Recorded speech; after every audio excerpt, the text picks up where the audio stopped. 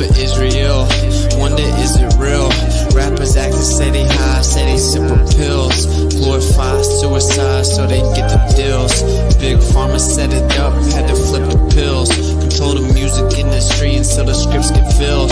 Geopolitically, yeah, we in the field. That's for Israel. Wonder is it real? Took the way you saw the world, then distorted it. Now you think you wanna rock that twirl, somewhere orbiting. Theories disproportionate, the truth distorted quick with a forceful grip. They force a misinfo that we absorbing quick. Took the people's signature to mean extorted it. They forging it if news anchors informants who informing them. There's a surplus, but they tell us there are shortages. Credit economy mortgages, dollar that's supported with empty fortresses. But what's important is this: we porting ships, important gifts. Of course it is what extortion is in accordance with an assortment list of foreign tricks we ignoring, which informing this, informing this. It looked like we were snoring tricks. Pedophilia and the government endorsing it. Yeah, eugenics is exactly what abortion is. You just vilify those insubordinate. Way to matrix engineer, that's unfortunate. Geopolitically, we in the field. That's for Israel. Wonder is it real?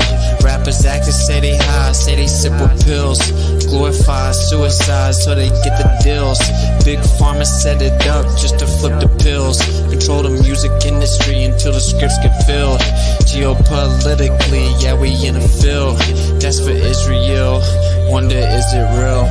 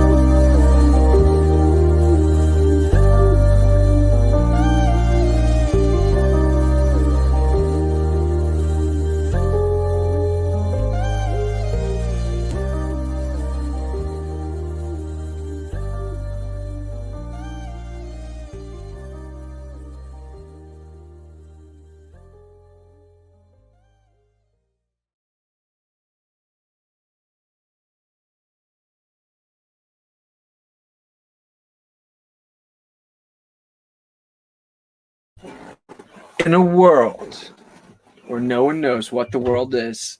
All right, I want to share this meme real fast. This is another Shabbat scripture study with your boy, Just Jack. Get offended if you want to. No one cares. Bang. Straight pride. It's natural. It's worked for thousands of years. And you can make babies. That's right. You can make babies. All right, so in case you didn't know, sodomy is not particularly fond of making babies, and that's what the meme's talking about. All right, we're going to get into some of the what appears to be like very confrontational subjects, which is simply us just digging down in the scripture. It's just crazy. It's a very clear-cut sign of the times we're in, where just discussing the intricacies of the scripture, the Hebrew, and context seem to be like all-out bloodbaths nowadays. But anyway, without further ado, I'm going to add my boy in here at the stream. What's up, Mr. Just Jack? Go flat. So how's your break been from the last time that we got together and discussed some of the scripture? I've been busy working on the property, and I also have been jumping in on your different videos throughout the week and seeing that I'm a CIA operative and all that stuff, which is very interesting to me. I've never been called a CIA operative before, so I must be doing something really well if I'm starting to get mudslinging like that. So, yeah, I forgot to bring that up, man. Luckily we're blessed with the presence of my CIA handler that is just controlling all these conversations.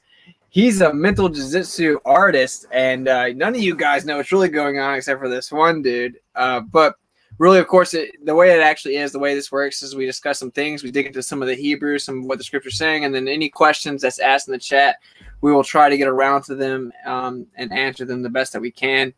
And so we do have a subject-specific stream, but we try to interact with the audience as we go. And with that intro, would you like to take it away, my man? Sure thing. So I guess I'll have to do a share screen here. Go for it. And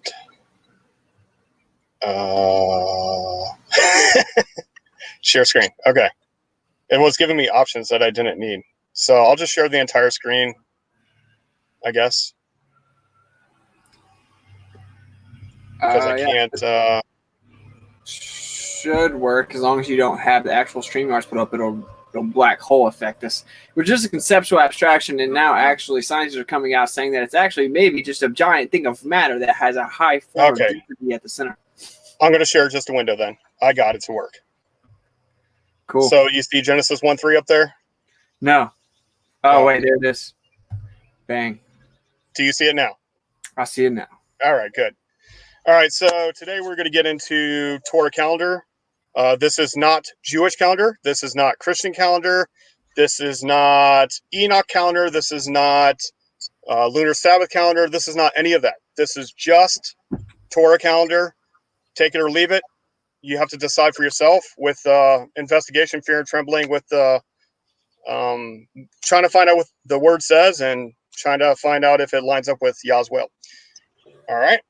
That's my disclaimer. If you don't like it, sorry.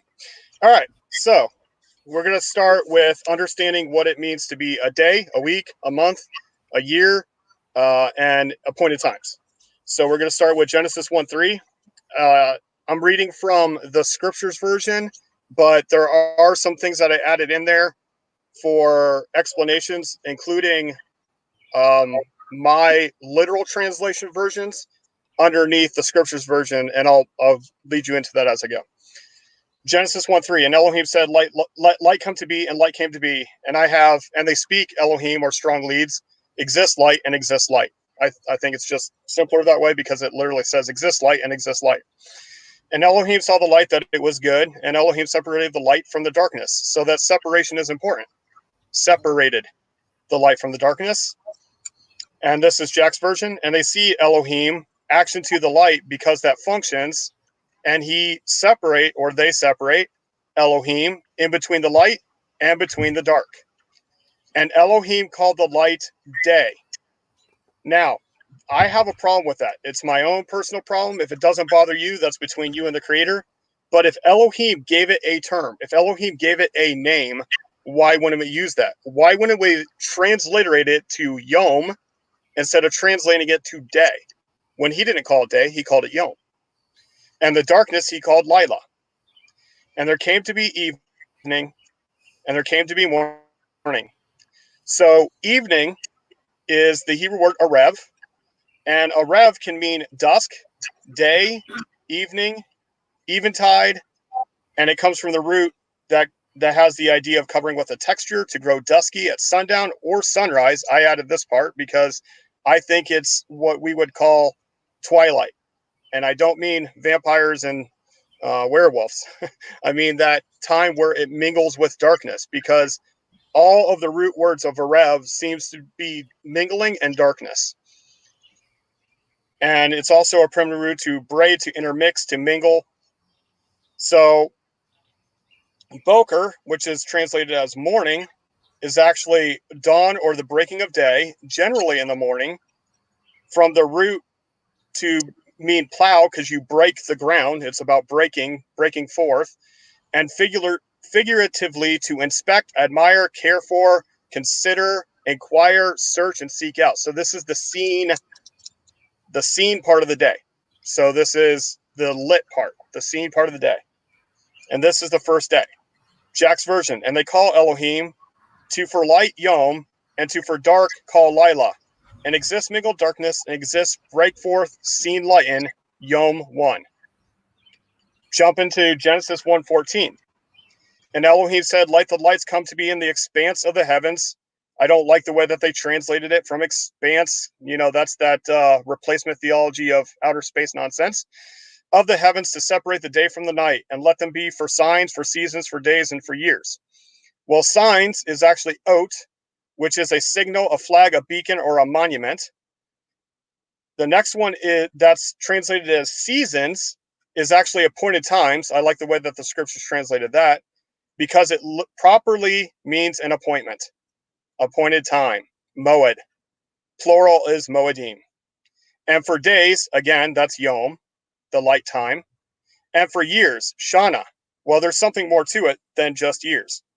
Shana can be a year as a revolution of time, with the root being to fold, duplicate, transmute or change form, do again, alter, repeat, or return.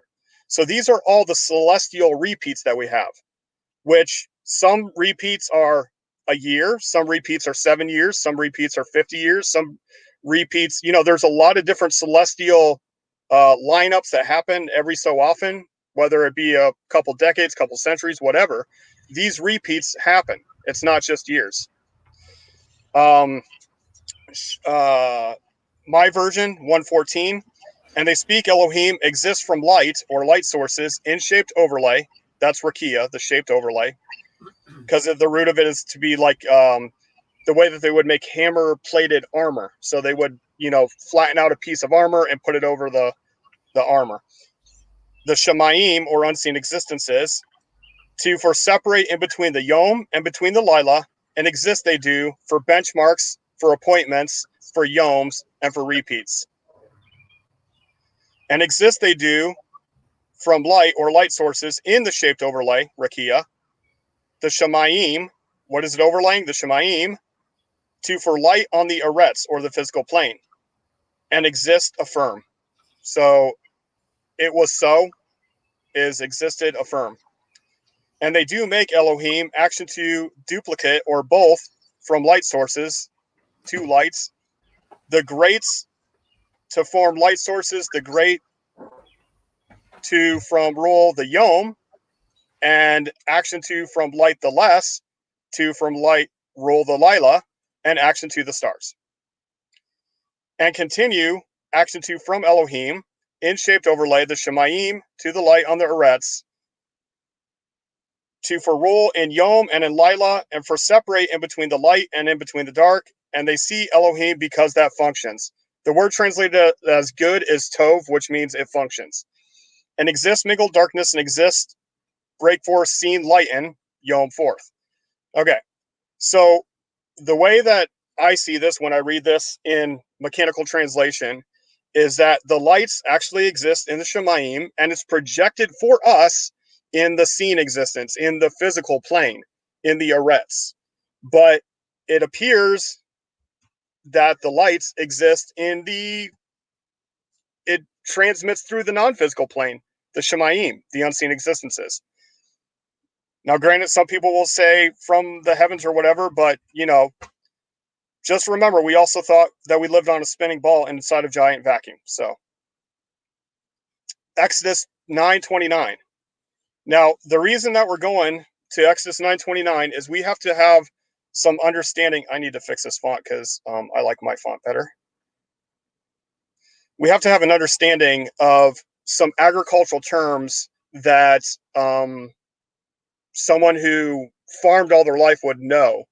Like, if you worked in a rye field or a wheat field or anything like that, there are certain stages of the grain where you would know its maturity level, and they have specific names for each of the maturity levels.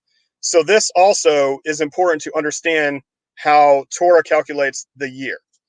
So Exodus 9:29, Moshe said to him, as soon as I go out of the city, this is when the fiery hail was falling on Egypt before they got led out of Egypt. Moshe said to him, as soon as I've gone out of the city, let me spread out my hands to Yehovah.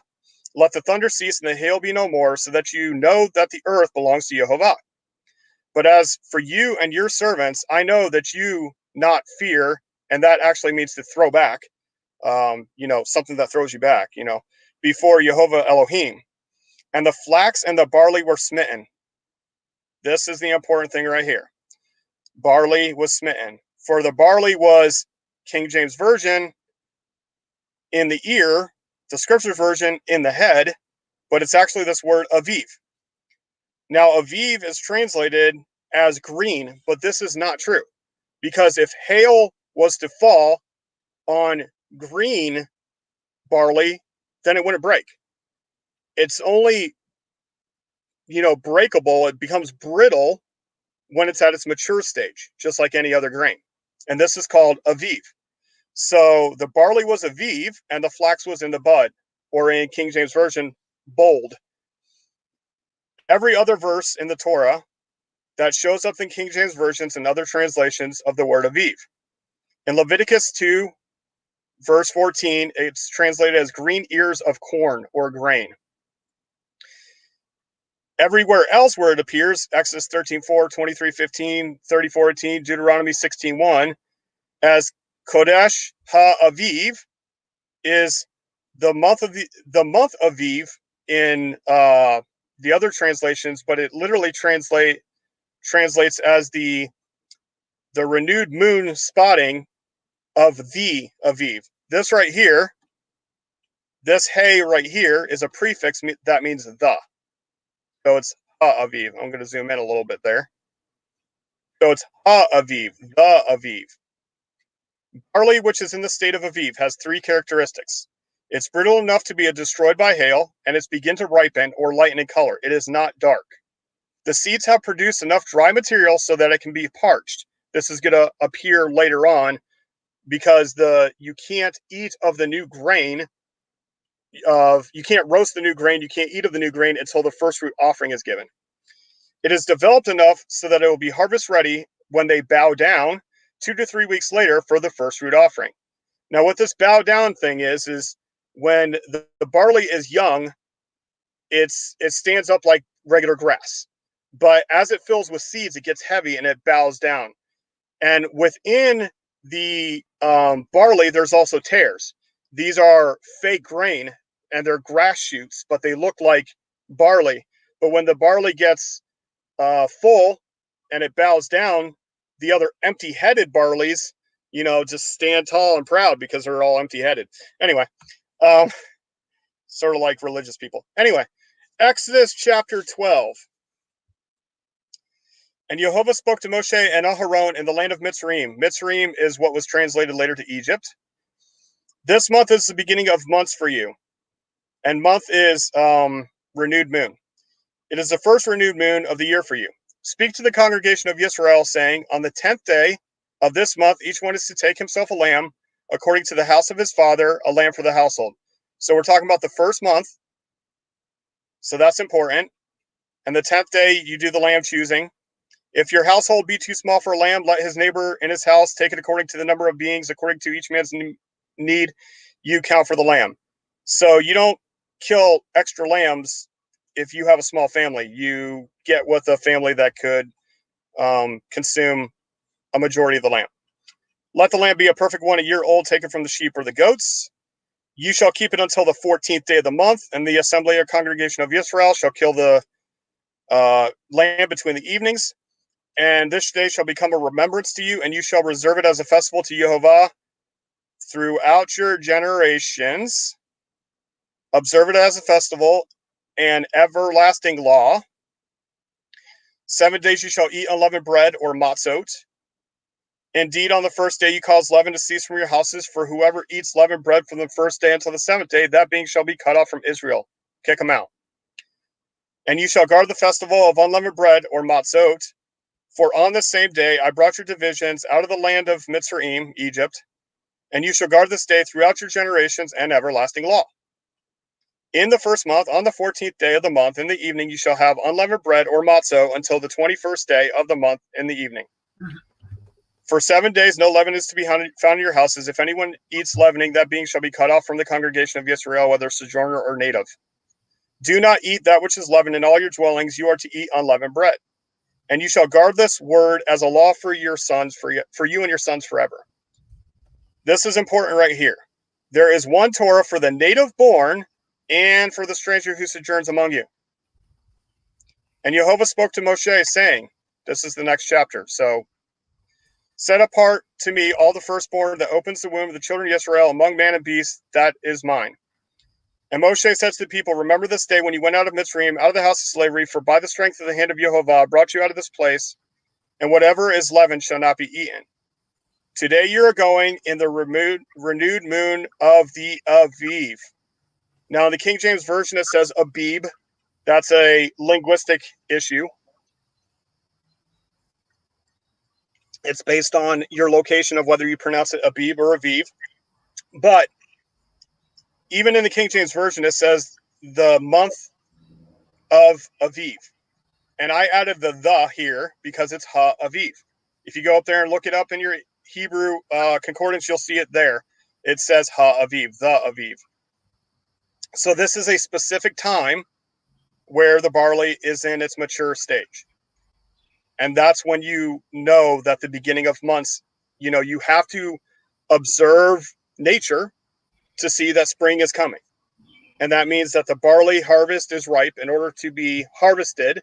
Why? Because you can't offer the first fruit offering unless it's harvestable. And it shall be when Jehovah brings you into the land which he swore to your fathers to give you, a land flowing with milk and honey, that you shall keep the Sabbath in this month. 7 days you're to eat unleavened bread. On the seventh day is a festival to you, Jehovah. Unleavened bread, matzo, is to be eaten 7 days, and whatever is leavened is not to be seen with you. The leaven is not to be seen within all your borders. And you shall inform your son in that day, saying, it is because of what Jehovah did for me when I came up out of Mitzrayim.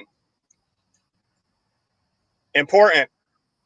It shall be a sign to you on your hand, and as a reminder between your eyes.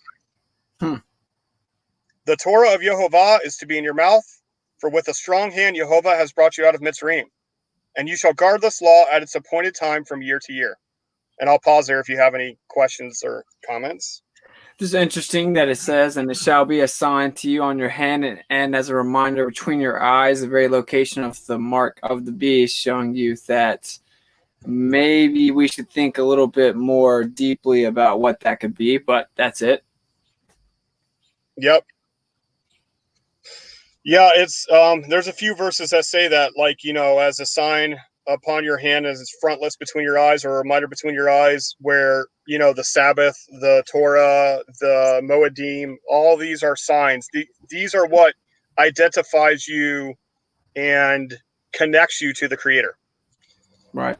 Which would be the seal or the mark that protects you in the end. Go ahead.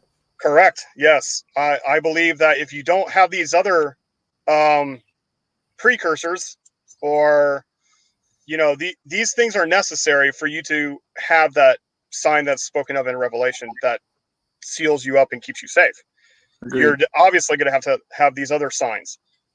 Okay, so tomorrow is, according to my calendar, tomorrow is Shavuot, which is the ending of the first fruits. So during first fruits, which is on the first, which we'll address later, but it's on the first day of the week during Matzot. And 7 weeks later is Shavuot, which is always in the third month, from the 4th day to the 12th day in the third month. And the reason that Shavuot is the most likely is because after they came out of Egypt, they stopped. And Yah had called Moshe up, and he says, you need to give this message to the people. And he says, after the message, he says, you get them ready for 3 days. They're not even supposed to come near their wife for those 3 days, and then tell them to meet me at the bottom of the mountain. And that's when they got the commands at Sinai. Okay. So in the third month, after the children of Israel had come out of the land of Mitzrayim, on the day that they came into the wilderness of Sinai, for they set out from Rephidim and had come to the wilderness of Sinai and camped in the wilderness. So Yisrael camped there before the mountain. And Moshe went up to Elohim, and Yehovah called to him from the mountain, saying, this is what you're supposed to say to the house of Yaakov, and declare to the children of Yisrael. Now, what you're about to hear is a disclaimer to say that I'm allowed to make this covenant with you. I'm allowed to make this contract with you. I'm allowed to make this oath for you. And that's going to come up later, oath, that you saw what I did to the Mitzrites, how I bore you on eagle's wings and brought you to myself. And now, so here's the disclaimer. If you diligently obey my voice, which is actually Shema, Shema, hear and obey, you shall guard my covenant, then you shall be my treasured possession, Segula, above all the peoples. And then he says, I can do this because for all the earth is mine. And you shall be to me a reign of priests and a set apart nation. Those are the words which you are to speak to the children of Israel. So after they got out of Egypt, he got to a certain point, he stopped everybody, and he's like, okay, let's make a deal here. Let's make a contract. Let's make a commitment. Let's make an oath. So this is where that happened, and most likely this is what Shavuot is about. It's interesting to note that it seems that we're basically in a similar setting now where there would be another exodus because we're underneath the reign of a society or civilization that still uses the exact same symbology of the Egyptian civilization, and they're starting to clamp up with the beast system built around us, and we have to get our way out of it. So if we were to look at it like this could be applicable to now, which it appears to literally be, then it seems pretty clearly that his covenant is a major aspect of that. Yeah. Yeah, it's also very similar to the book of the Revelation. Like, you're going to have to make a commitment either for the world system or the system of the anti-Messiah or with Yah. There's only two options here. But whichever way you go, you've made a covenant because it says after you take the mark, that's it. You're done. There's no excuse. You've already made a commitment to the beast system. Right. All right. So Exodus chapter 23. In all that I have said to you, take heed and make no mention of the name of other mighty ones. This is Elohim, by the way. Make no mention of the name of other mighty ones. Let not it be heard from your mouth. So you don't call on other deities by the name of G-A-D or B-A-A-L, a.k.a. Lord, right? 3 times a year, you are to observe the festival to me. You guard the festival of unleavened bread, matzot. 7 days you eat unleavened bread, matzot as I commanded you, at the time appointed in the renewed moon of Aviv, which should be of the Aviv. For in it you came out of Mitzrayim, and you do not appear before me empty-handed. Exodus 23:16. The festival of the harvest, matzot, the first fruits of your labors which you've sown in the field, Shavuot, and the festival of the ingathering at the outgoing of the year when you gathered in the fruit of your labors from the field, Sukkot. Now the outgoing of the year is the outgoing of the growth cycle of the year, because you don't have harvestable crops in the winter. Matzot is unleavened breads. Shavuot means sevens, weeks, or oaths. Sukkot. Sukkot is a plural for sukkah. This should be sukkah. Oh, no. Okay, pluralize this. There we go. All right, sorry about that. It shelters is Sukkot. Sukkah is a temporary shelter made from suk, which means thicket or gathered sticks. 3 times a year, all your males are to appear before the Master Yehovah. And that's translated as Lord God, because it doesn't work when they have their replacement theology, because then it would say Lord, Lord. So they change it from Master Yehovah to Lord God. Interesting. All right. Exodus 34:18. Guard the festival of unleavened bread, matzot. For 7 days you eat unleavened bread, matzot, as I commanded you in the appointed time of the renewed moon of the Aviv. Because in the renewed moon of the Aviv, you came out of Mitzrayim. The reason I'm updating this is because when I'm done with this, people can email me and get a copy of these letters, these notes if they want. Cool? Sweet. All right, Leviticus 23. If you really want just a chapter that all encompasses the Moadiym, Leviticus 23 is it. I did take the time to remove the animal sacrifices that are only to be done at the temple, because obviously the temple no longer stands. But everything else is in here. And then I added some definitions within the text so that you can look up these things for yourself and find out that I'm not just making up my own thing from my occultic knowledge as been claimed. So wait, what you're saying is the instructions that are relevant to the temple that is no longer standing don't apply to us because there is no longer a temple, but since there's no longer a temple, that doesn't mean that we should throw out all the rest of them, because the rest of them are still applicable, just not the one with the temple.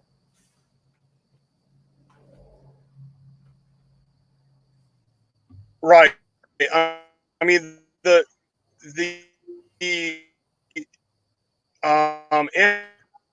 it's to do for them easy, because when you look in like the KJV, it'll say like of meat offering, and it's actually grain from Hebrew to KJV. It's really weird. Wait a second, Jack. the appointed Hey, wait. Check. times of Yehovah, which you're to proclaim. I'm listening. Oh yeah, you're like skipping and the laying and breaking up for me. I'm trying to see. Can we get a little feedback in the chat? I just want to make sure. I just want to see if it's on my end of what I'm hearing or it's actually going through the stream like that. Can y'all hear me? Yeah, you sound better now. What a coincidence. Okay. All right. Go ahead. Where did I start breaking up? Just at the Leviticus part? Literally as soon as I passed the question to you. Oh, okay. Cool. All right. Leviticus 23:2. Speak to the children of Israel and say to them, the appointed times of Yehovah, which you are to proclaim as set apart gatherings, my appointed times are these. The first one mentioned is the weekly Sabbath, which people don't even think about it like, oh, that's not one of the feasts, which I don't even like the word feast because it's appointments, and some of them you definitely should not be feasting on.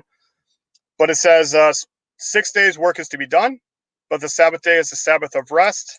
And if you need to know the stipulations of Sabbath, just do a word search for Sabbath and you'll see, don't work, don't let anybody work for you, don't kindle a fire. That's basically it.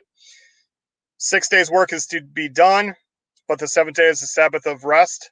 This word rest is similar to Sabbath, but it's actually Sabbaton. The on on the end is a Hebrew suffix that means diminutive or smaller. So it's smaller than a Sabbath, but it's a rest. Okay? That's important. A set apart gathering, you do no work. It is a Sabbath to Yehovah in all your dwellings. So during the Sabbath, you do no work.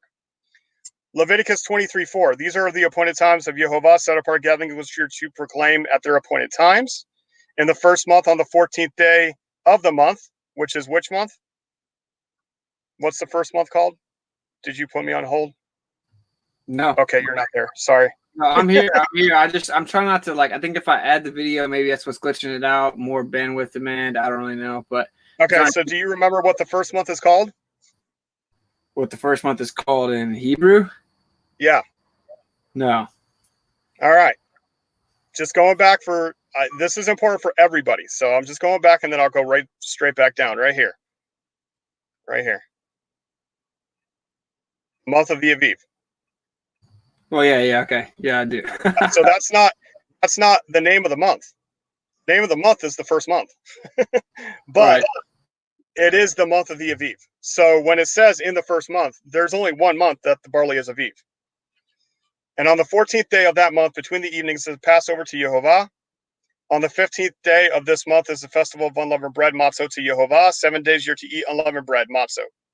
On the first day, you have a set apart gathering during matzot. All right.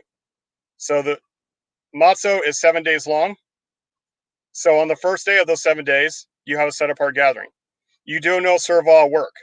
And the servile work is abodah. And abodah means servitude. It's from the root eved, which means servant. Okay, so no servile work means you don't work for anybody. It doesn't mean don't do any work, because you'll see later that you're allowed to prepare for the Moed on these days. This is not a Sabbath. This is a set apart day where you do no servile work. And you shall bring an offering made by fire to Yehovah for 7 days. On the seventh day is a set apart gathering. You do no servile work. And Yehovah spoke to Moshe, saying, speak to the children of Israel, and you shall say to them, when you come into the land which I give you, and shall reap its harvest, then you shall bring a sheaf of first fruits of your harvest to the priest. First fruits. Okay? Okay. Now, when is first fruits? He shall wave the sheep before Yehovah on your acceptance on the morrow after the Sabbath. So what day of the week of that is that? The morrow after the Sabbath. First day, second day, third day, fourth day? Yeah, first day. It's first Sunday. Day. It's Sunday, Jack. No, we'll say the first day of the week. That works for me. Okay, all right. We won't say the sun worship day. Go ahead. Okay. On the morrow after the Sabbath, or the first day of the week, the priest waves the first fruit offerings. You do not eat bread or roasted grain. This is what I was talking about before. You can't eat the roasted grain until you bring the first fruit offering in, or of the fresh grain until the same day that you brought in the offering to Elohim. A law forever. Whoops. Wait, for Sorry. How long? Wait, how long is it? A law forever. Wait, forever? Yeah. I got to go back down. Wow, it's a law forever. That's interesting. Yes. Wait, Jack, does forever mean just until we started building churches that were Christian and we changed it, or what? Yeah, religion changes everything, don't you know? Okay, so forever to church. Okay, go ahead. A law forever throughout your generations in all of your dwellings. So a law forever is like, you could say, oh, well, that just means a long time, but not forever. Okay, well, what about throughout your generations? So it's a law forever throughout your generations. Yeah, wait, hold on. But what if you move out of Israel in all of your dwellings? Wow, everywhere you go, even everywhere you go forever for all your generations. No matter how many generations you have. Wow, that must mean for a short period of time, only whenever you're in Israel and not forever, right? Okay. If you wanna make up your own religion, that's how you would do it. Yes. Okay, gotcha. And from the Time out, Jack. We got robot going on. After the.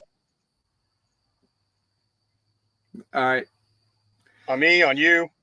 Yeah, it's on you. You're roboting like you're in a Will Smith movie. We're gonna wait just a couple seconds. I think that the Gravelers don't they love our conversation and they just want to make sure that they put us off long enough so they can join. We'll give them a couple seconds to join. What's up to the chat? What's up, guys? We're learning how somehow forever means not forever. It's very similar to being a globe earther whenever you try to defend modern Christianity. All right, Jack. Yes, let's see. Let's get like a curving level, water level curving. Yeah. Yeah, very, very similar to that. You sound good again. Go ahead. Okay. From the morrow after the Sabbath, which is which day? Sunday. Oh, not Sun Worship Day. I'm trolling. The first day. The first day of the week, right? From that day that you brought the sheaf of the wave offering, the first fruit offering, you shall count for yourselves 7 completed Sabbaths. Okay, so 7 times 7, that's 49. Until the morrow after the 7th Sabbath. Again, morrow after the Sabbath is the first day of the week. After 7 Sabbaths, that's a complete total of 50 days. This is later. Yeah, this is later in New Testament called Pentecost, which means count 50 in Greek. But you'll never know about this because they don't teach about this in church. They only teach you about Pentecost. Wow. So Pentecost is count 50 days. And we have 7 weeks of 7 days, being 49. And then we have the day after that. Yes. Yep. Then you shall bring your new grain offering to Yehovah. And this is Shavuot. Now, if I am correct, and many people agree, that Exodus 19 is Shavuot, then this is a celebration of receiving the commands. So when Yeshua gave the fullness of Ruach Yehovah to his disciples, it was when they were celebrating the commands being given to them. I'm just saying, though. Okay? So they were celebrating receiving the commands on Pentecost.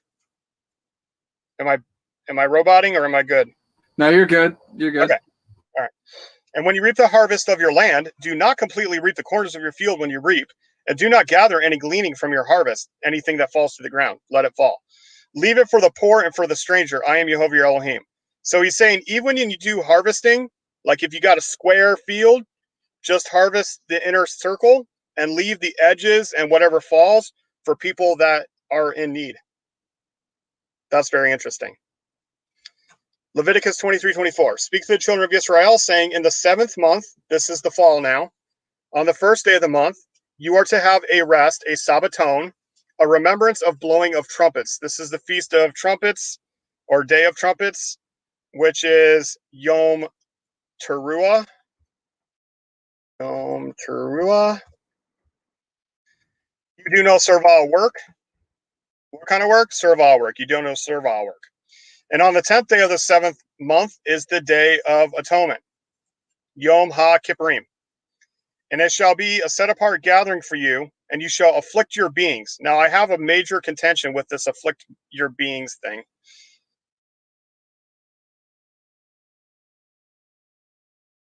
Sorry, guys, if it makes you mad that I'm updating this as I'm going through. It shall be a set apart gathering for you, and you shall afflict your beings. If you break down the Hebrew, and again, it's not just me. You can look this up for yourself. It's a vav as a prefix, which means and then it's the word ayin, which means eye or look at, using your eye to look. And then it has the suffix of a yod, which means me. And then it has a kaf mem, which means yous guys. It's actually plural you. So, and look, me, you. So I say that this is a day of self-inspection, not a day of afflicting. I don't walk around and hit myself with a hose or sit in a fire ant pile or, I don't afflict my soul. I think that's a very bad translation. Right. What a crazy little grabbler way to take that, man. Like, I guess they do. They what do do they weird just stuff. torture themselves? They torture themselves for a day or something? They do weird stuff in Israel. Like there's different weird rituals that they do for this day to afflict their souls. So it can get weird. If you leave it open to interpretation, But they're not crazy. they're not allowed to charge any interest for a day or what? I think they have to do like several hours of like nodding and praying, and like you have to do a repeat after me kind of ceremony stuff, but they also do some weird ritualistic stuff as well, which you can do your own research on that. It gets pretty weird. All right. Go ahead. So for any being who is not afflicted or looking on that same day, he shall be cut off from his people.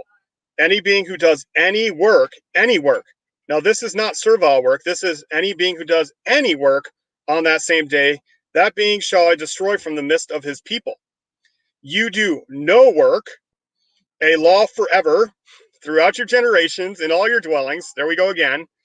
So forever and ever, no matter how many children or grandchildren you have, no matter where you live, it is a Sabbath of Sabbaton to you. You shall, I look, me and them, on the 9th day of the month at even, from evening until evening, you observe your Sabbath. Now, there is a contention in Torah observant communities on what is a day. Well, I believe that Genesis tells us what a day is. The day is the light, and Lila is the night. So when it says Yom, I consider that the light part of the day. But this verse right here shows you that a day does not start at sunset. Because if it did start at sunset and it was the 10th day, they would say start it on the 10th evening until the 11th evening. But it says start at the 9th evening, so at the end of the 9th day, until the 10th evening at the end of the 10th day. That's the only way it works, is if day means daylight. Okay? Whoa, that's some gravy. All right. Leviticus 23:34. Speak to the children of Israel, saying, on the 15th day of the 7th month is a festival of booths, Sukkot. Remember, that's dwelling in temporary dwellings made of thicket or collected sticks. For 7 days to Yehovah. On the first day is a set apart gathering. You do no servile work. And on the 8th day, there shall be a set apart gathering for you. It is the closing festival. You do no servile work. Now, it's very interesting, this 8th day festival. Okay. Now, if you go throughout the scriptures and you try to find what this 8th day festival is about, it doesn't seem to have any actual connection. But there is something that does repeat about the 8th day.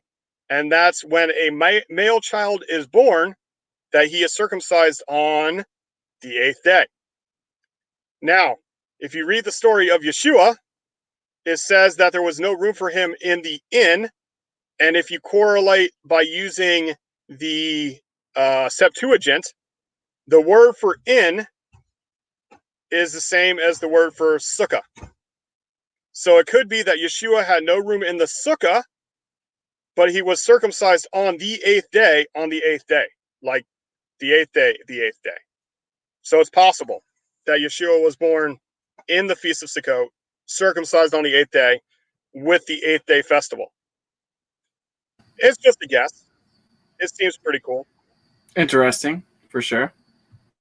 Leviticus 23:37. These are the appointed times of Yehovah, which you're to proclaim as set apart gatherings on the 15th day of the 7th month when you gather in the fruit of the land. And that doesn't mean fruit. It means like the harvest of the land. Observe the festival of Yehovah. I got to fix that. Don't like that. Change it to mine. There we go. For 7 days. On the first day is a rest, a Sabbaton. And on the 8th day is a rest, a Sabbaton. And you shall take for yourselves on the first day the fruit of good trees, the branches of palm trees, twigs of leafy trees, willows of the stream, and shall rejoice before Yehovah your Elohim for 7 days. Now, when I first started getting into Torah stuff, there are some people of certain faith that literally goes out and gets a branch from a palm, branch of the leafy tree, whatever that is, the willow, and they take it and they shake it. They do that, and they do it 4 directions, and they say this is how they celebrate before Yah for 7 days in these different twigs. But I think when it's talking about taking the branches of all of these trees, it means you're making a temporary dwelling, so you're going to need to gather sticks. You're going to need to gather branches to make your temporary dwelling. And you celebrate before Yehovah for 7 days by, partying. It talks about, like, if you're going up during the appointed times, that if the way is too far for you, you sell your tithe, you exchange it for silver, and you exchange that silver for whatever your soul lusteth after, whether it be expensive meat or strong drink, a portion of your tithe for that. So if he's talking about you get whatever your soul lusteth after, even strong drink, this is what he's talking about, celebrating before Yehovah for 7 days. It's the party. You cut loose. And the way that I do it is there's another verse that says you do not do as the heathen do. They pour out their drink offerings to their deities, like pouring one out for the homies, which is very interesting. But you always drink unto Yehovah. So that's what I do. Every drink I take, I say, La Yehovah, take a drink, and it's a good time. All right. Leviticus 23:41. And you shall observe a festival to Yehovah for 7 days in that year, Allah forever. Again, in your generations, observe it in the 7th month. Dwell in booths, Sukkot, for 7 days, so that your generations know that I made the children of Israel dwell in booths when I brought them out of the land of Mitzrayim. I am Yehovah, your Elohim. Thus did Moshe speak of the appointed times of Yehovah to the children of Israel.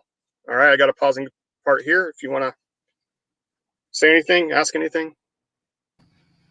No, I'm just sitting in, just listening, man. I hope that people are notice her favorite.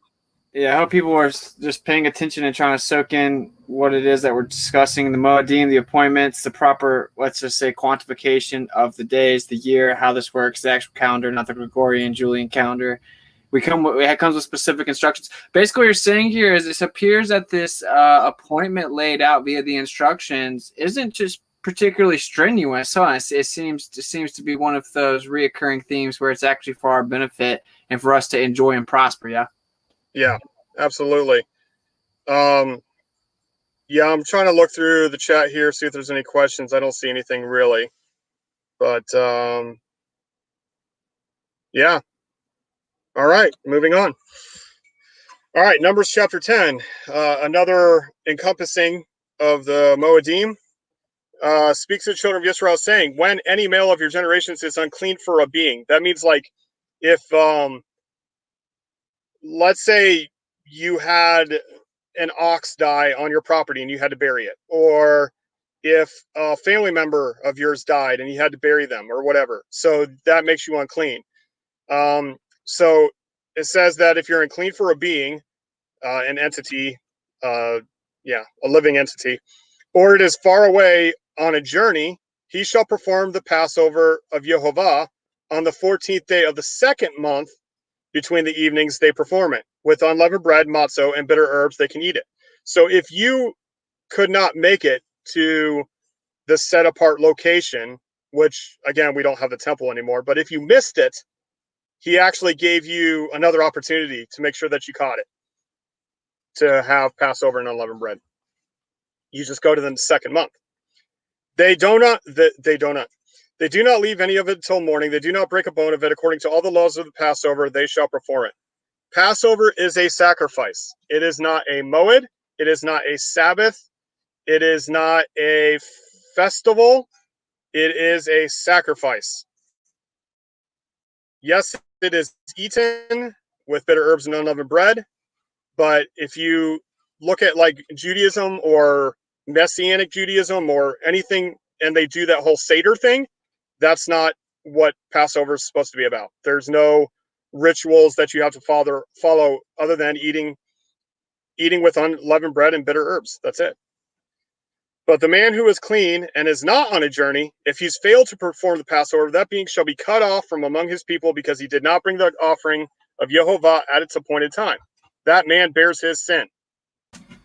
Real fast. What about a family going out? Not really practical for them to make a house out of sticks that holds the whole family. Response. So when I build my sukkah, it's big enough to hold the whole family. If you make a bunch of little sukkahs, or some people use tents, because they justify that it's a temporary dwelling made of sticks. Now they're fiberglass sticks under tarps and stuff, but I build an actual branches sukkah, and some of my family stays in it, some of it prefers not to, and they sleep in tents. So thank you for answering that, sir. To each one, stick to your convictions, but always seek truth. All right. Thanks. Numbers 9:13. But the man who is clean and not on a journey. Okay, I already read that one. Sorry. 9:14. When a stranger sojourns among you. So that means like they weren't born and raised in Israel. They just figured out that they should get with Israel because they know what's up. When a stranger sojourns among you, then he shall perform the Passover of Yehovah, and he shall do according to the law of the Passover, according to its right ruling. You have one law both for the stranger and the native of the land. Number 16.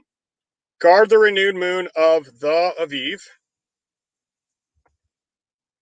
and perform the Passover or Pesach to Yehovah your Elohim, for in the renewed moon of the Aviv, Yehovah your Elohim brought you out of Mitzrayim by night. And you shall slaughter the Pesach to Yehovah your Elohim from the flock and the herd in the place where Yehovah chooses to put his name. Of course, we no longer have that location. You eat it with no leavened bread, for in 7 days you eat unleavened bread with it, the bread of affliction, because you came out of the land of Mitzrayim in haste. You didn't have time to let it rise, so that you remember in the day in which you came out of the land of Mitzrayim all the days of your life. No leaven should be seen with you in all your border for 7 days. Verses 5-7. When the tabernacle and later temple housed the ark called by his name, you're not allowed to slaughter the Passover within your gates, which Yehovah your Elohim gives you. But the place where Yehovah your Elohim chooses to make his name dwell, there you are to slaughter the Passover in the evening, at the going down of the sun, at the appointed time that you came out of Mitzrayim. And let me just say this real fast. As to the repetitive comments about Bible thumping the Bible, go grow food. Look, man, we get it. Okay, you got it all figured out. If that's the case, you have to grow. You have to grow food to keep these commands. yeah, and that's always taken out of it. I just want to say this. I'm not going to put anyone on blast. Like, a bear name does not keep you safe here. It doesn't mean you get a full pass no matter what. This is for the people that want to learn it. If you think that the scriptures aren't true and you aren't ready spiritually to understand that it's time that we dive in and figure these truths out, cool, bro, but stop distracting the chat. Sorry to interrupt. Go ahead. That's okay. I just grabbed a comment here that says Easter egg hunting. I find it very interesting that on the Seder plate of the Jews, they have an egg for fertility. Very interesting. Yeah, it's not in the scriptures, but it's on their Seder plate. Anyway. Grabblers. It also, if you remember up here, I read that when you have the Passover lamb, you don't break the bone. And the Jews purposely leave a broken bone on the Seder plate saying this is not the true Passover. So that's interesting as well. But it's like they break the command to show that they're not really keeping the command because they can't keep the command because they don't have the right way to keep the command. So they do it the opposite. It's really weird. And you shall roast and eat it in the place which Yehovah your Elohim chooses. In the morning you shall turn and go back to your tents. Again, that was when the tabernacle or temple was still established. 6 days you eat unleavened bread, matzah. On the 7th day, there is a closing festival to Jehovah your Elohim. You do no work. On the 7th day of matzot. You count 7 weeks, or Shavuot, for yourself. Begin to count 7 weeks, or Shavuot, from the time that you begin to put the sickle to the grain. And you shall perform the festival of weeks, Shavuot, to Jehovah your Elohim, according to the voluntary offering from your hand, which you give as Jehovah your Elohim blesses you.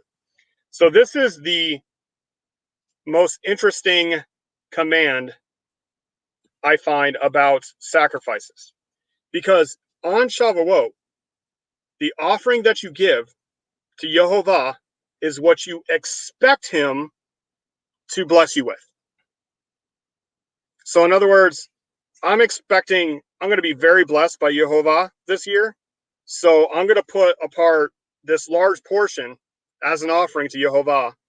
The way that me and my wife do it is, during the springtime, we kind of get in this fallen system, we kind of get this big check from taxes, and we use a large portion of that to put it in the tithe monies to take care of widows, orphans, and those in need. So we give larger than typical because we trust Jehovah to give us, right. Basically, it's physical action that is a sign of faith. Yeah, it's a definite sign of faith because there's no specific ordinance. Like there's plenty of places where it says you got to give this many omers, or you have to give this much weight, or this many animals, or whatever. This one specifically says, which you give as Jehovah your Elohim blesses you. You give what you feel Jehovah's blessing you with. And it kind of reminds me of that whole Cain and Abel situation, where it's like Cain gave what he was supposed to, but like he did it begrudgingly. Like, yeah, here's what you asked for. And Abel, it was more like, yeah, I'm going to give you the best of the best that I got. It's that kind of thing. Yeah, exactly. All right, 16:11. And you shall rejoice. Again, command to rejoice before Jehovah your Elohim, you and your son and your daughter and your male servant and your female servant and the Levite who is within your gates and the stranger and the fatherless and the widow who are in your midst at the place where Jehovah your Elohim chooses to make his name dwell.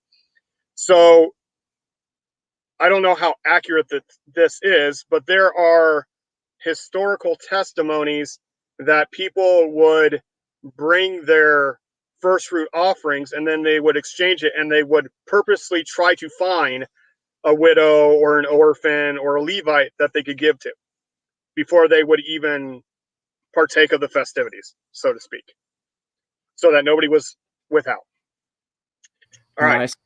Deuteronomy 16:12, and you shall remember that you were a slave in Mitzrayim, and you shall guard and do these laws.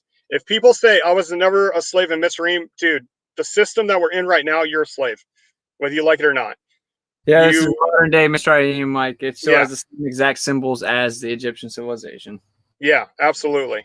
I mean, we pay homage to America. Dude, it literally, if you go to Washington, D.C., it has the same exact symbols as Egypt. like they didn't hide it. Yeah. Yeah.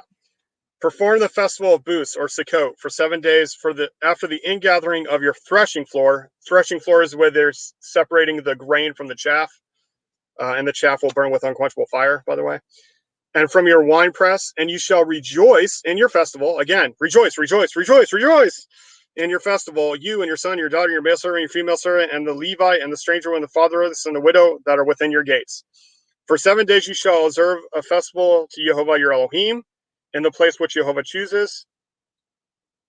And there we go. Because Jehovah your Elohim does bless you in all of your increase and in the work of your hands, and you shall only be rejoicing. You shall be only rejoicing for that whole week. People ask me, I only don't have to work the first day and the 8th day, right? I take the whole week off because I find it very hard. I find it very hard to be rejoicing all week when I'm stuck at work. So you have to be rejoicing all week. So only rejoicing that. So I guess this excludes females. What? What are you talking about? You have to rejoice. You can only rejoice the entire week.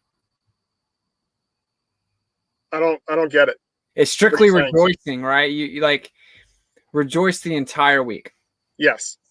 Okay. So what's Cool. that have to do with females? Nothing. It was nothing. Okay. It was a joke. All right, you lost me. I think you were trying to tell me a joke there, but I lost it. Sorry. Yeah. That. Damn, bro. Way to just throw a hook. Sorry, I missed that one. Over my head. Sorry. No, All right. it's okay. So yeah, it's a time of rejoicing. Go ahead. Yep. 3 times a year, all your males before. Now, when people are like, it says only males. No, dude. It just got through saying up here, you, your son, your daughter, your male servant, female servant, Levite, stranger, fatherless, widow. This is not just the sons who show up, but all your males are required to make sure that they bring their family to rejoice for the 7 days. Okay. Wow, that's Before a joke. I just made that joke. No wonder you didn't like accept the joke, because right under here it says 3 times a year all your males, and people would misconstrue that to be just males, and in fact it specifies up earlier that it's females too. And I was just making a joke like, how are the females going to get together for a week and just be rejoicing strictly? But is your daughter a male or female? Female, yeah. Is your female servant a male or female? Well, it depends on how they identify, Jack. Is a widow a male or female? And I'm not talking about today's terms. It's like female for sure. Yeah. All right. So, in the place where he chooses, a festival of unleavened bread, matzot, festival of weeks, Shavuot, the festival of booths, Sukkot, and no one should appear before Jehovah empty-handed. Now, I missed a verse in here that I know I should have included, and I got to find it.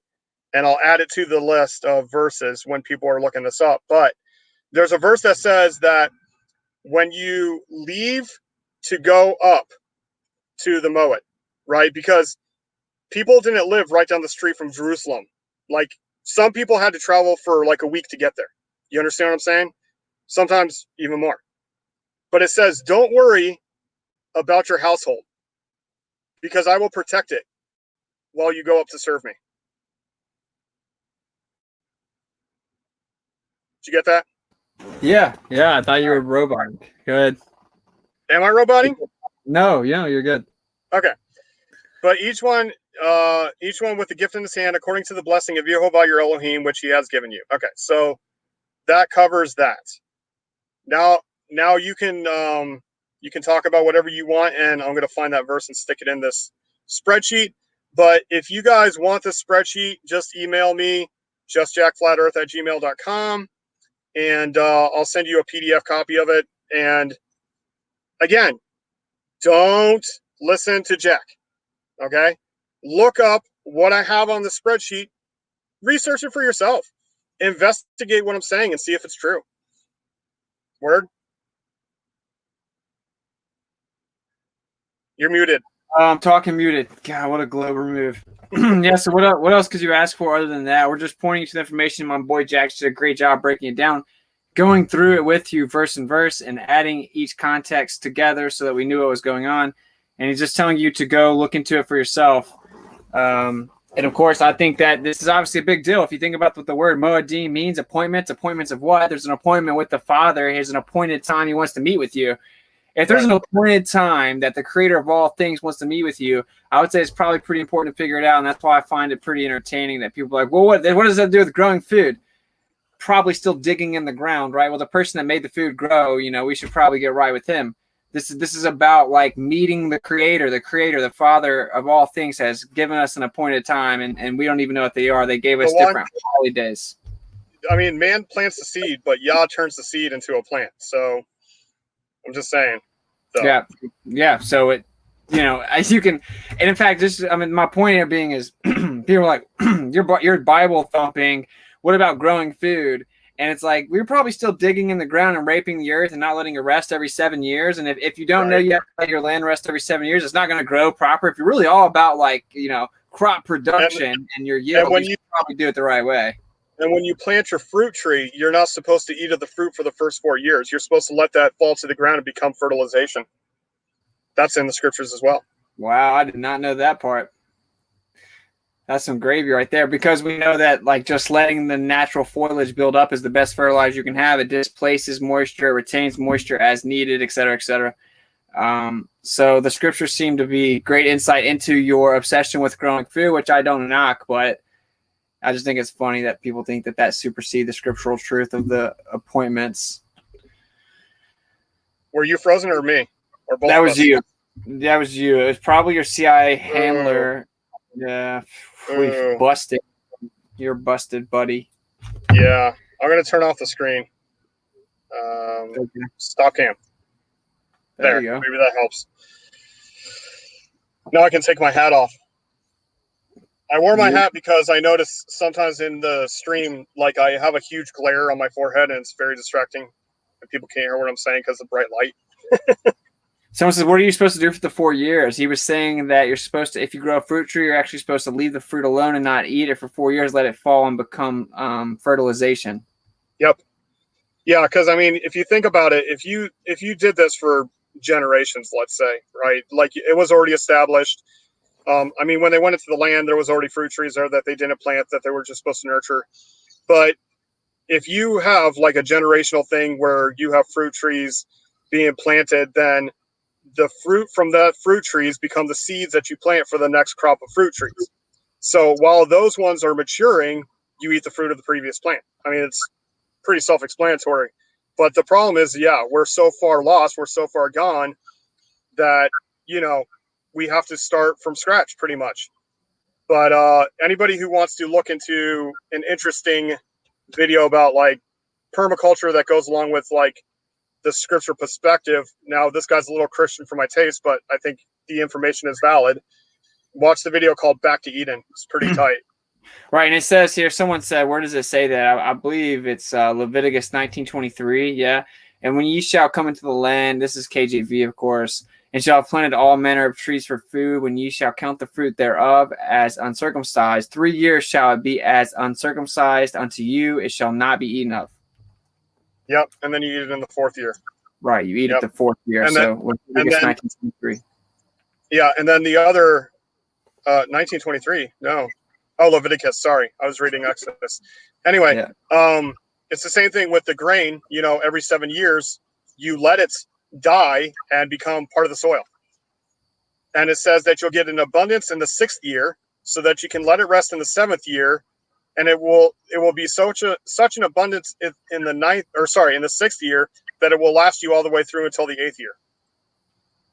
That's crazy. That's awesome. And I was talking to my buddy, Good Times for All, Zachary Zabala, and he says there's natural occurrences like this all over the world where like walnut trees, every 7 years, they have like a quadruple yield. Right. That's awesome, bro. I think it's pretty insanely hilarious how applicable this is to someone that's just really concentrated on growing food. Like there's actually a specific guideline, like list of instructions as to how to grow food and how it works. Like letting the crop rest in the 7th year. On the 6th year, you're going to yield more to make up for letting it rest in the 7th. And if you don't even know the natural cycle of how everything's working and how to optimize your yield, then I find it ironic that you think that growing food supersedes the scriptures. The instructions to every aspect of life is in the scriptures. That's the whole point. Exactly. I mean, I think, where it's talking like, the way that the garden was, all you have to do is go out into a forest and you can see how the garden was, because the trees grow in a forest without anybody plowing the ground and planting seeds and da-da-da-da-da. Yep, exactly. And of course, like the whole back to Eden gardening it's simply like, if you are to go to a place undisturbed, it will have layers and layers of soil built up from like just timber and trees and leaves that break down, and it creates the perfect soil. As you dig into the earth, you're actually raping it and making it less sufficient or efficient at growing food. Because you take chemicals out and put chemicals in. Yep. And just simple things, right? Like, so it displaces the moisture as needed. It retains the moisture as needed. It'll be such hydrated vegetation that insects cannot eat it. They'll literally drown. So it's a natural insecticide as opposed to spraying with chemicals so harmful that eventually insects won't even eat it. Insects won't even eat what humans eat. And if they had to keep updating it and making it more poisonous because the insects would adapt and continue to eat it. And now they won't even eat it, but humans eat it. When the truth is there's a natural insecticide and just proper hydration of the vegetation itself.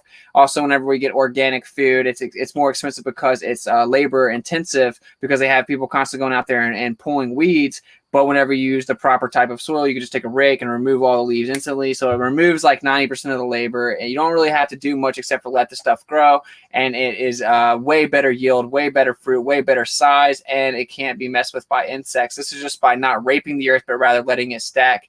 And you can do this by taking some timber or a tree company close to you and then making wood chips. But of course, it's better to actually have the trees and the foliage that's local to your land to stack on top of it as it would be naturally. So the more the further along the avenue you get to trying to imitate what naturally is there, the better everything will grow. So if you're really obsessed with growing, you should look back at the scriptures, because the reason that everything grows is because the Creator made it that way. So I think this is very important. It's very important that we start to figure these things out so we can sustain ourselves without the system. So we need to dig through this and figure out every little detail. Just to clarify what you were saying, proper hydration being a natural insecticide is because when bugs are eating plants, they're looking for the fiber. But if the water retention of your plants is high, then they basically drown, and they're like, oh, that's not what I'm looking for, and they go somewhere else to find a more dried out plant.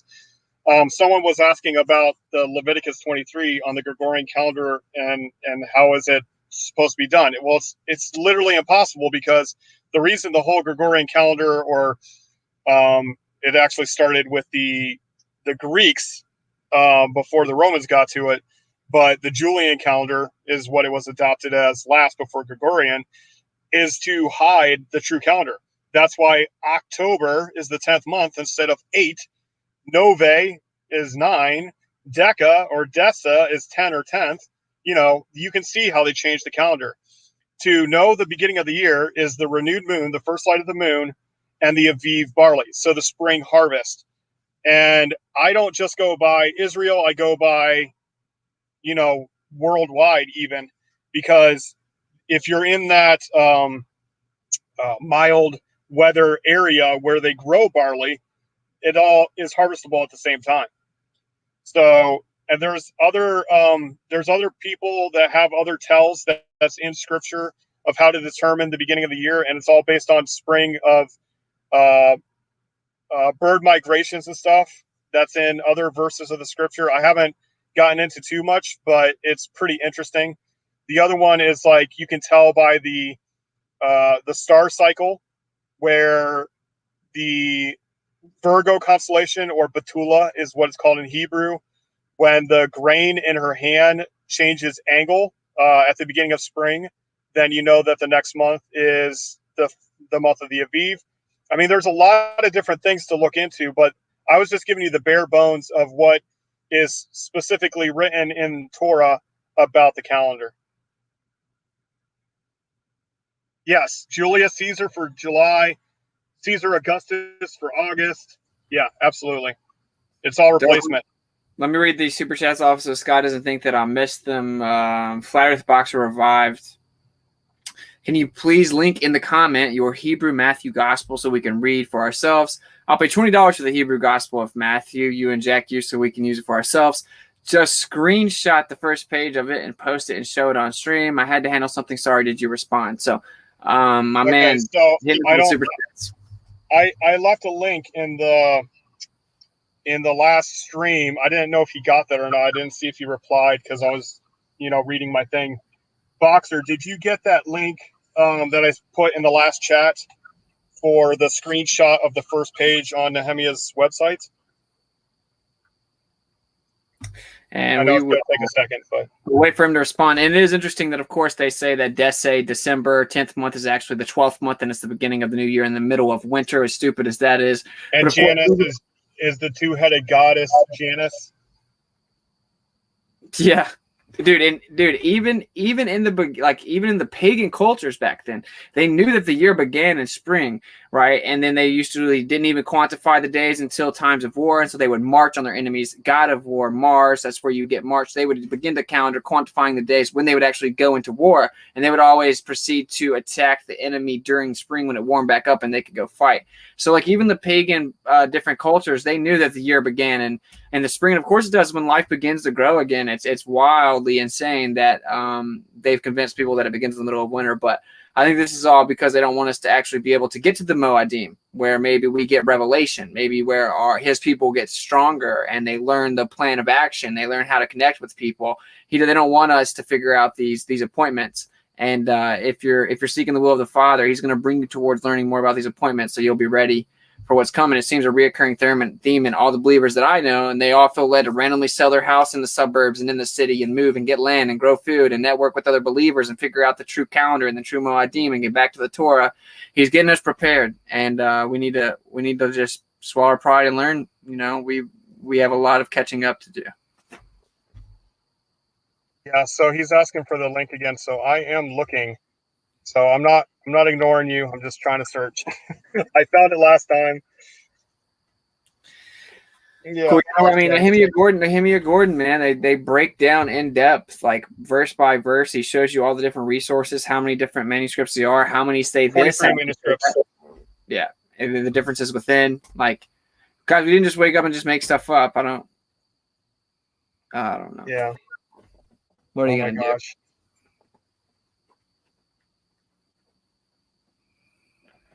Yeah, this thing. He needs to understand. It isn't one majestic copy of the Hebrew version of Matthew. Oh no. There are numerous manuscripts that are being compared in Hebrew of the Gospel of Matthew. Yes, and the thing about it is I mean, I don't know how much you touched on it before, but basically, a lot of these copies were in Jewish libraries, which Jews were not looking for, Matthew. The Jews are not looking for a Hebrew Gospel of Matthew. So this guy, being a ancient Hebrew linguist, and he was looking for this specific Hebrew Gospel of Matthew, went and looked in these libraries, and even the guy who worked at the library asked him, was there anything interesting that you found in this manuscript? And he says, well, why did you ask? Because he's been there many times and taken out many manuscripts.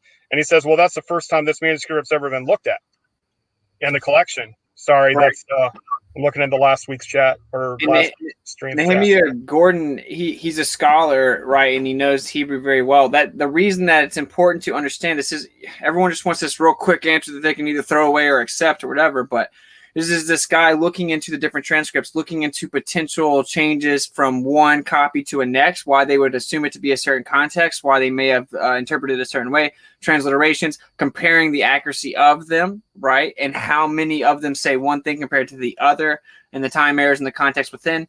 And when he's taken all of these variables into account to get an accurate reading of the Hebrew version of Matthew, it's important to understand that, like, we're not just going to link you one magical copy of Matthew that gives you all the answers, because that's not the most, like, intellectually honest way to view this. You would want to find out exactly what it is saying in Hebrew, and then how much it was changed in Greek, and some of the changes that seem to be more ambiguous, right? And some of the scripts, and comparing and contrasting all of them. That's what's going on. That's where the study of the Hebrew Matthew comes from. Scripts do not someone doesn't just go into a field and pick up one script and say, this is the perfect one.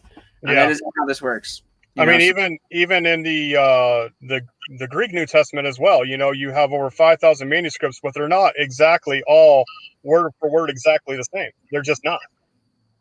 But what they do is they try to use, well, I mean, you hope that they're using, like, linguistic integrity to find out, okay, here's where they added something in the sub notes that they may have added into future copies. Like if you get a commentary by some guy and then later on that gets copied into one of the transcripts, you have to identify that it was originally in a margin and not make sure it doesn't end up in the next copy. So I'm posting a link to that thing. He says something about that's not a whole page, it's a half page. Well, I mean, I don't know what to tell you, man. Like, I don't have all 23 manuscripts. I mean, I think if you email him, he can tell you how to get a hold of them. But I know that he's spent a lot of time, energy, and money to get these manuscripts. I mean, he's actually flown to a lot of different countries just to hold the actual copy in his hand and get a new digital copy of it, so. Yeah. And again, we're not saying that we consider any specific one superior. You keep saying all I'm asking for is a manuscript you consider superior. It's the scholastic approach of comparing all of the manuscripts in Hebrew. No, I mean, the contest of the last time that he was in here, he says that it doesn't say Yeshua, it says Yesu. Well, that's true. Some of them use the more modern Hebrew abbreviated Yesu, but there are some that still preserve Yeshua with the ayin on the end. And that one that he photocopied for 18 by 24 little printout thing, it says it right there. You can actually zoom in on it right there on that page. But yeah, I think if you contact Nehemiah, if you go to Nehemiah's wall, and it's without an H on the end, it's Nehemiah with an A, Nehemiah's wall, and you go to contact, I'm sure you can ask him, how can I get a copy of these 23 manuscripts? That's your best bet. I would love to have all 23 manuscripts in my collection myself. That would be awesome. Yeah. And I think he's basically trying to push back or clap back on the idea. So Flat Earth Boxer, I completely agree with what you're saying. Yesu is absolutely a curse, and it was written down by the Jew who made that copy, because what he was doing is he was copying the Hebrew Gospel of Matthew to fight against Catholics. That was during the Spanish Inquisition. So why would he call him by his true name rather than the rabbinic tradition of calling him Yesu? Of course he's going to call him Yesu. But exactly. some of the copies do not hold that transition. Don't. Actually, I respect this guy for just being that interested and wanting to figure it out. I got no problem with it. I agree with him 100%. Like, I'm the one who brought that information to you, that Yesu means may his name and memory be blotted out. Yeah, absolutely. And he's trying to figure out basically if some of these Hebrew versions say that, what's going on. He's skeptical of them. I guess I do find it counterintuitive, though, to immediately lean towards like some type of allegiance to the Greek, and like the Greek transcripts as if they're more accurate or something. I think that they're all genuinely pretty accurate, and I think that the polytheistic pagan touch on the Greek scripts have gotten a bit out of hand. Certainly, years and years attached into English. So yeah, we know that there's a curse with the abbreviation, the short name of Yeshu, right? And yes, that you have it, may his name and remembrance be blotted out. We know that many of these Jews were actually just defending themselves against Catholics, basically like, defend your side of the argument in court as to why our Christian religion isn't true. And then if they were wrong, then they would basically be converted into Catholicism. If they were proven right, or as in they won the argument, they would be asked to leave. So there's really no winning. There are numerous scenarios like this. There are numerous different motivations for them copying it down in Hebrew is the point. If you win the debate, you get to leave. If you lose the debate, you have to convert to Catholicism. So yeah, the guy, I mean, this is a majority of these copies of quote unquote Shem Tov's Hebrew Matthew, and Shem Tov, like he actually has arguments, in his own words. The author says ... Well, his arguments, you can see very clearly that he is a Jew fighting against Catholics that say convert or leave. So interesting. And then the printed version in the 1980s, I believe, was by oh my gosh, I just had it and I lost it.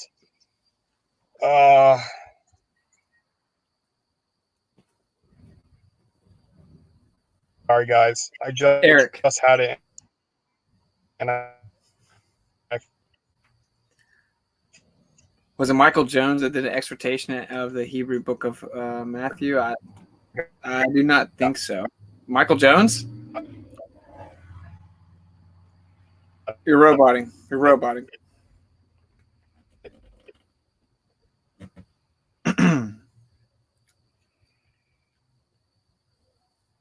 Jack. All right, Jack's roboting, so I don't know what's going on, but I'm going to unmute you. Yeah, you're roboting pretty bad for me. I'm assuming it's for everybody. I don't know if it's my service or what.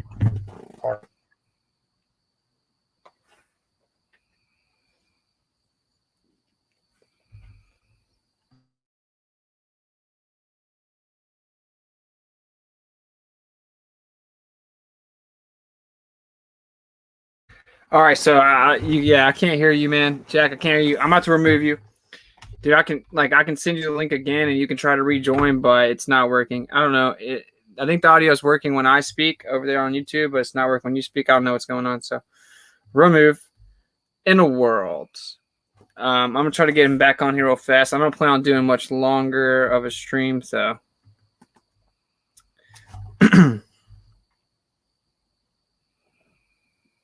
okay, trying to read the chat. Just a sec. Let me come over here.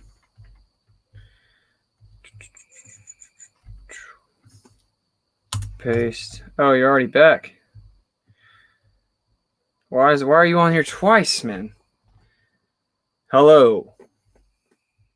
No, I'm in upstate South Carolina and he's in Western Tennessee. So, all right, there we go. You're back, man. How's it going? All right. Yeah. So George Howard was the guy who collected them in 1987, and he said there was 7 Shem Tovs, Matthew, and he says sometime in the future people will probably find more, and Nehemiah's found 23. So. Yeah, I binge watched it with Jack, bro. This dude, I don't just blindly believe what people say. They have to show me the evidence. And this dude goes in every angle, presents every potential avenue of interpretation. I get wordy sometimes just to make my point, but he just gives you every single aspect of the information or the evidence. He lets you make up your own mind. He's like, okay, well, they could be doing it because of this reason. This is a common use in this practice. This is how they were interpreting it here. This is this. They could be meaning this. We have this many of the transcripts saying this many of the manuscripts saying this. So like he gives you all the avenues and then he lets you figure out which one's the most probable based on the evidence. So it's very thorough interpretation. And some of them he gets, like, if you watch this guy, you know, Austin can verify, sometimes when he sees a textual issue that is evident and he calls it like a smoking gun, like he'll see Hebrew in the margin that gets put into a different translation, and he gets so excited dude, this guy is a scholastic scholar. He gets so excited when he sees a problem with translation, like, oh, this is that problem that they call blah blah blah blah. I have an evidence of it right here. He gets super excited of it. This guy helped translate the Dead Sea Scrolls. He's not a knucklehead that's just making up stuff. Yeah, and the manuscripts I'm finding in Nehemiah as well use the cursed name Yeshua. No, we just explained to you that some of them do, some of them do not. Many of the Jews did not believe in the Messiah or adhere to the Messiah. They had to address it. They had to track it down, scribe, like, you know, rewrite it, interpret it, understand it, study it, so that they could debate and defend themselves against the Catholics. We just explained that not all of them say it, some of them do, but the point is that we have some type of loss of translation from the Hebrew, the original language, the language that Yeshua was speaking in, and then the Greek, and then now modern English. And we're going back to look through all of the transcripts and find out what they actually say. That's what we're trying to explain. Scroll up, Flat Earth Boxer, scroll up to the blue link where it will take you to a picture of one that actually has Yeshua. Dun, dun, dun. Austin, do you have any idea where you're going to be during Sukkot? Like tour-wise, just wondering if not, no worries. I do not yet. I'm planning to get all of the tour dates and everything mapped out here the next day before we dip. I'll know probably tomorrow. But I don't know how far out that I will be in the United States, you know, that far out from now. So I will have to get back to you on that, brother. All right, so basically, and just to cover some of the basics before we wrap this up, Jack, because it's already been an hour and a half, and I'm really kind of chilling. But so the way that people find out when the new year begins, how does that work for those that don't know? The renewed moon, which is the way you begin a month. So the first light of the renewed moon, and then the Aviv tells you the springtime. Aviv barley means that it's near ready to be harvestable and roastable. And as far as the 7th month this year, which would be Yom Teruah, and then 2 weeks later is Sukkot. So Yom Teruah, or the first day of the 7th month, will begin either the 8th or the 9th of the 9th Gregorian month. FYI. Nice. And you don't have to pay any more, Brad. Don't worry about that. The grabblers take a third of the money anyway. I don't do this for money. Don't care about money. We want to help you out, man. I don't care. But I thought he just answered that. So he's looking for the one that says Yeshua in it. You said you can actually scroll Okay, to the if top. you click, if you, oh wait, I guess I could do it on mine. Hold on. Well, Hold just on, hold on, describe hold it. on. I mean, I guess if you want Yeah, to. he told me to share screen. So, Do it. trying to pull it up here. And then,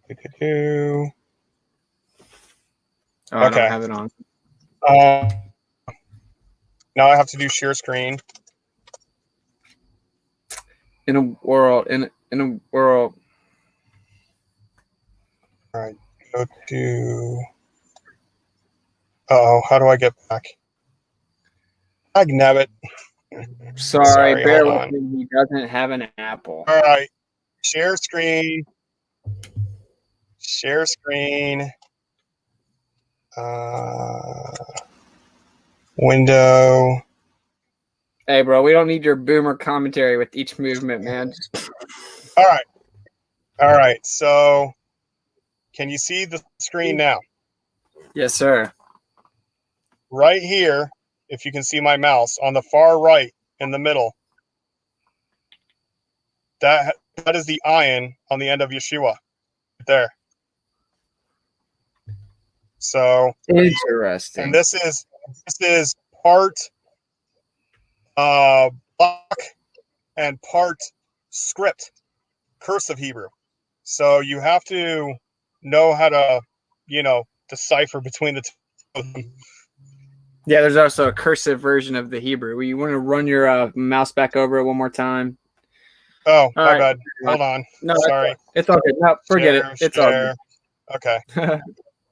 It's all good. I Yeah, mean, you showed but it. That link is in there. You can look at it yourself. The ion, it kind of looks like a lowercase cursive Y. The ion does. So if that helps, I don't know. Dun dun dun. So basically, in summary here, because I got to wrap this up, and I'm gonna read a couple of donations, and I just really want to crash, to be honest, so I can get up and leave and get everything done in the morning. But basically, the Gregorian calendar, the Julian calendar, they're bunk. The scriptures told us. Oh, my bad. That was, sorry. That word that I was showing you was Yoshia, but 3 words back. So up to the left is where it says Yeshua. Sorry, that was my mistake. I was looking at Yoshia. Which is what his name means. He will save. I'm going to show it. I'm sharing screen. Sharing screen. Show it, Jack. Screen. Window. Share screen. Share. Go back here. All right. Sorry. What I was showing you was Yoshia, but Yeshua is over here, right under this brown S. There's Yod, Shin, Vav, Ayin, right there. Yeshua. Can you see it under the brown S? You can read that, right? Yeah, for sure. Okay. No, I was muted, but I don't see your mouse, so no, I don't see it. This is the cursive version of Hebrew. There we go. I can see your mouse now. Okay, so under the brown S, do you see the brown S? No, man, I don't see a brown S, but it's really small on my screen, and I'm not gonna like. No. There's a watermark on it. You know, a watermark. It says this watermark will. Okay, so under the S of this watermark. Oh. Right under the capital brown S. Yeah, that's Yeshua, right? Jeez Louise, man. This guy's showing us a different language, saying, like, look at the S. What are you talking about, man? Yeah, can't you see the S? It's English, dude. It's an English S. Okay, but it has Yod, Shin, Vav, I. Okay, right, I see it. Talking about underneath the watermark S. Yeah. And this is the manuscript from which the true doctrines can be derived. Look, man, doctrine is the man-made interpretation of men, which was redundant. Yeah. Interpretation built upon the doctrine of men is not what we're interested in. We're talking about what the scriptures say. We're comparing and contrasting all the actual scriptures and what they say. And yeah, there's a dang, Jack just disappeared, man. There is a few discrepancies in the Greek version of the Gospel of Matthew that are ironed out by whenever we look at these Hebrew versions. So the point that we're making is it's very possible, and in fact, we've actually already demonstrated it to be true by looking at them, that oftentimes important things are lost in translation. Slight things are changed here and there, conjunctions, prepositions, subject-verb agreement, just little swoops here and there in translations. Sometimes the Greek language is limited compared to what the Hebrew is actually trying to say. And so, yeah, we're looking at the actual scripts to see what all was lost in translation. Oh, Yeah, hey, what's up, man? This is in the first section of Hebrew Gospel of Matthew. It says, and you will call his name Yeshua, for he will save his people. So Interesting, man. Any closing thoughts you would like to share with the people regarding the subject before we wrap it up? I'll just repeat, don't take my word for it. Look into it. And, you gotta use your own discernment, but, if you want the printout, a PDF form, you can email me at justjackflatearth at gmail.com, and I'll send you one out. Bang, bang. So Groovy? do that. Do it. Yeah, it's groovy, man. Thanks for kicking it, bro. All right. Yeah, I spent all Shabbat putting that together, so I hope you guys appreciate it. I do, man. I'm sure there are a lot of people here that do. There are always going to be some that don't, but what are you going to do? I think it was awesome. I enjoyed it. All righty. All right, bro. Shalom, cool, man. y'all. And I'll talk to you tomorrow on Shavuot, brother. Yeah. Just hit me up, and then we'll do another stream. We'll do another Shabbat stream next Saturday if you're available. All righty. Sounds good. Next Shabbat, not Saturn's Day. Yeah. Touche. All right. Talk to you later, brother. All right, later, love. Bang, bang, my boy Just Jack's a legend. For all those tripping, talking about, he's a CIA operative. He's a handler. Watch yourself with Jack. As you can see, he shows you the actual scriptures. Anytime I had a question, I could ask him. We looked at the scriptures ourselves. We're asking you to do the same thing. Don't blindly believe anything. For those that actually have felt led to learn more about the scripture, stuff like this is awesome. It's exciting. It can be boring to other people. It's similar to how whenever we found out the Earth's on a magic spinning cartoon ball that defies physics and rather geocentric stationary plane, the Hebrew cosmology was accurate as per the scriptures with everything else in hindsight. But many people would be bored, right? The everyday person you're trying to talk to them about, dude, they lied about the Earth, bro. It doesn't spin and revolve. That's dumb. They're like, bored. What does it even matter? What are you talking about? The second law of thermodynamics for, bruh? I'm trying to play Call of Duty. That's kind of how a lot of people are with the scriptures, but there are numerous people that are being called to learn the instructions, to get back to what they truly mean, to humble ourselves, to find out what exactly it is that we're supposed to be piecing together for the end. And that's what these are for. And I'm glad that a lot of you guys are here rocking with us, figuring it out. It's a growing process. It's a learning process. So I'm going to go ahead and check the donations real fast and wrap it up. In a world, James Henry with the very generous donation, bro. Thank you very much. Shavuot offering, more music, please, with the fire emoji, anonymous. I'm sorry that I said your name. But thank you very much for the support, bro. It means a lot. And I do indeed plan on having some music coming in the future where I actually try to make the music instead of just randomly throwing gaming headphones on and rapping like I did in that one on some app on the iPad. Thank you, Angie, for the generous donation. Always helping a brother out. You the best, Angie. Much appreciated. Much love. You guys are awesome. Let me make sure that there's not another one over here. Yeah, I think that we're going to have some music coming in the near future, guys. Just be patient. Great debates and even better beat on your song at the beginning of your videos. Thank you very much. Much love. Appreciate the support. Edis. I hope that you pronounce your name correctly. All right. Sweet. So thanks for kicking it. Another Shabbat scripture study. And it's a lot. We're learning. It's just a crazy difference in what it is that we're supposed to be living like and how we're actually living. We're supposed to know about the land, how to work the land, what time of the year we're supposed to work the land relative to where we're living. Where we're living, we're going to have observations in the sky and in nature, the natural world, that actually show us what we're supposed to do when we're supposed to do it. We're going to know the actual dates based on what's going on in the sky and what's going on with the crops. We're going to know how to properly grow them. We're going to know how to let the food rest and how you get the best yield, etc. These are things that we're going to need to know to live outside of the beast system that they're building up all around, either rebuilding Babylon. Like I said, there's Egyptian icons and symbology all over this very country that you live in, if it's the United States. There will be another exodus. There will be a time that we will need to depend upon the Father to exist outside of the system, to exist and survive in the wilderness, even potentially as it is described. And we need to learn how to live off the ground, to be self-sustainable, and to not depend upon that system in the future.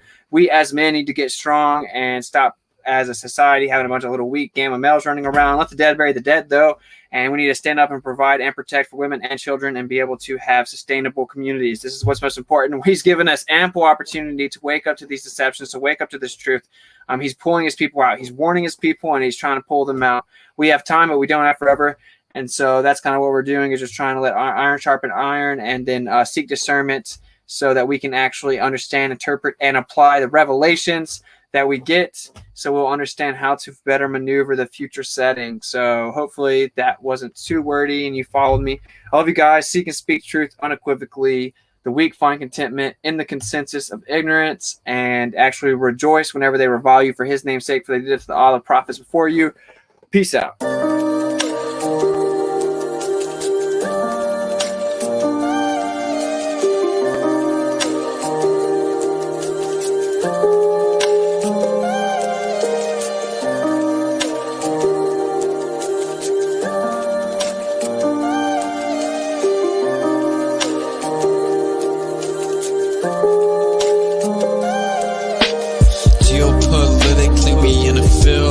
That's for Israel. Wonder, is it real? Rappers acting say they high, say they simple pills. Glorify suicide so they get the deals. Big pharma set it up, had to flip the pills. Control the music industry until the scripts get filled. Geopolitically, yeah, we in the field. That's for Israel. Wonder, is it real? Took the way you saw the world, then distorted it. Now you think you wanna rock and twirl, somewhere orbiting. Theories disproportionate, the truth distorted quick with a forceful grip. They force a misinfo that we absorbing quick.